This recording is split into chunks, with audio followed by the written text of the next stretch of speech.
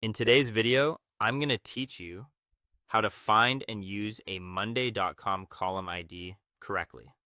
If you're working with automations, integrations, or the Monday.com API, it's important to understand the difference between a column's visible name and its actual column ID.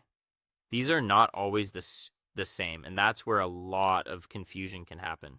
So in this walkthrough, I'll show you how to identify the right column when you can simply rename it, and when you need to use the system-generated ID instead. Start by opening the Monday.com board that contains the column you want to work with. Make sure you're looking at the correct board, especially if you manage multiple boards with similar layouts. Once you've found the column, take a moment to confirm that it's the one being used in your automation, integration, or API request. Next, keep in mind that column IDs in Monday.com are usually generated by the system. That means the internal ID may not match the display name you see at the top of the board. In many cases, the visible name is just for readability, while the ID is what Monday.com uses behind the scenes to identify that field. If your goal is only to change what users see on the board, then you can simply rename the column. This updates the visible column name without necessarily changing the internal column ID. That's useful if you want a cleaner label for your team while keeping existing automations working as expected. However, if you specifically need the column ID, you'll want to open the column settings or use the developer or API tools available to you. This is where you can inspect the actual internal reference for that column.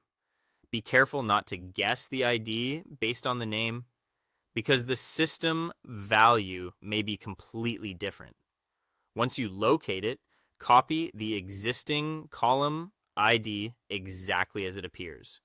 This is especially important for integrations and API calls, since even a small typo can cause the column reference to fail. It's a good idea to paste it somewhere temporarily and double check it before moving on. After that, update your automation or API setup using the correct column ID. Replace any outdated or incorrect reference so your connection points to the right field on the board. This step is often what resolves broken mappings or failed requests. Finally, test the integration to make sure everything works properly. Run a sample action or trigger the automation and confirm that the system recognizes the column correctly. If it does, then your column reference is set up the right way and ready to use.